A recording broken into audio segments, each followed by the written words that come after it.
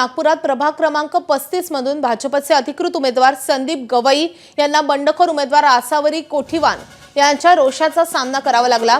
यावेळी आता प्रलोभन दाखवू नका असं कोठीवान यांनी सुनावलंय आणि त्यासोबतच पक्षाची पोलखोल केली आहे। भाजपचे अधिकृत उमेदवार संदीप गवई हे प्रचारावेळी बंडखोर आसावरी कोठीवान यांच्या घरी गेले तेव्हा आसावरी कोठीवान यांनी खडे बोल सुनावलेत। आसावरी कोठीवान यांनी संघ परिवारातील विविध संघटना आणि भाजपसाठी सुमारे 25 वर्ष काम केलंय।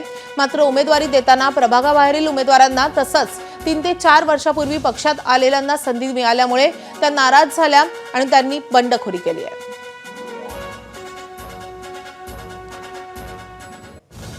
तू मला सपोर्ट कर कारण मी अपक्ष होती त्यामुळे मी नक्की म्हणेन रणरागिणी म्हणून मैदानात उतरलेली आहे।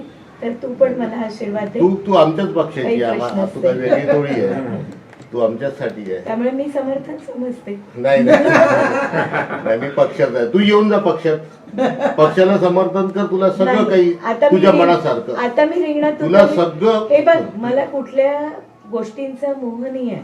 माझं ध्येय काय होतं की विकास करायचा आणि चांगल्या पद्धतीने करायचा। त्याच्यासाठी मी पार्टीला आशीर्वाद मागत होती की मी समाजकारणाला राजकारणाची जोड देते, तर मला आशीर्वाद द्या। पण तुम्ही लोकांनी नाकारला। जर मी डिसिजन घेतलं तर ते मी वापस घेण्यासाठी तर निश्चितच घेतलं नाही आहे।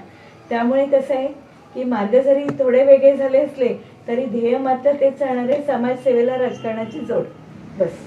बाकी पण तू एकदा सगळ्या नेत्यांसोबत बोलून भेटली असती तर काही तोडगा निघाला असता। का बरं तोडगा काढायचा? मी 25 वर्ष वाट पाहिल्यावरही मी तोडगा का काढायचा? मी ऑलरेडी सगळ्यांना भेटली, सांगितलं, त्यांनी हा विचार माझ्यासाठी करायला हवा होता, त्यांनी नाही केला।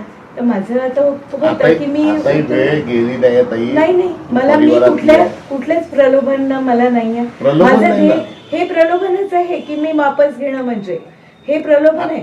आणि हे बघ, मला कुठलंही प्रलोभन नको आहे, कारण मी जनसामान्य, आज हे सगळे जण माझ्यासाठी बसले।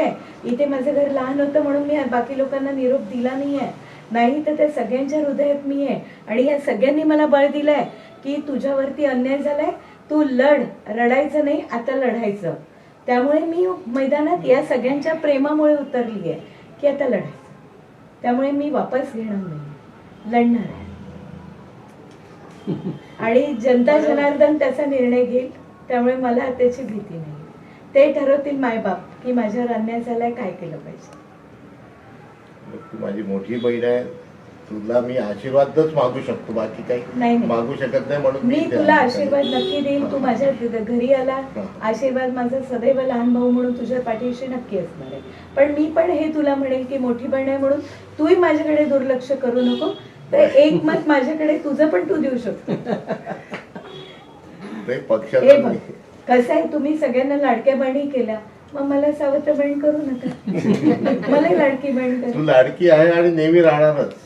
ते म्हणून नाही होणार ना, ते म्हणून नाही होणार, ते कुठेतरी मला कृतीत पण अपेक्षित आहे।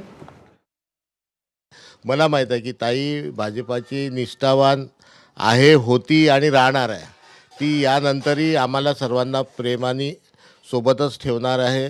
आणि मी तिला विनंतीच करायला आलो की ताई परत विचार कर, आमच्यासोबत राहा, आम्ही नक्कीच आणि आपले नेते नक्कीच तुझा विचार करणार। म्हणून मी आशीर्वाद घ्यायला आलो, पण तुम्ही मीडियावाले दिसले म्हणून मी माझी प्रतिक्रिया देत आहे की ताईला परत तुम्ही माध्यमांच्या याच्यातून मी विनंती करतो की ताई, जे काही आमच्याकडनं चूक झाली असेल, तू आमची चूक लहान भाऊ म्हणून समजून घे आणि आमच्यासोबत परत फिर, आमच्यासोबत राहा, हीच विनंती करायला मी ताईला आलो आहे। या सगळ्यांकडे मागायला गेली तेव्हा हा माझा विषय मांडून झाला।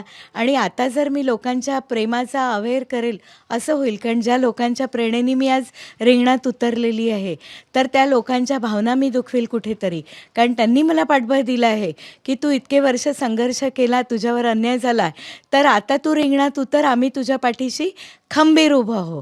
त्यामुळे मी या लोकांना म्हणजे कसं दुखवून किंवा यांचा अपमान करून मी माझ्या कुठल्या तरी तत्वाला मोड घालून कुठल्या तरी प्रलोभनाला बळी पडून जाणार नाही। एबीपी माझा, उघडा डोळे बघा नीट।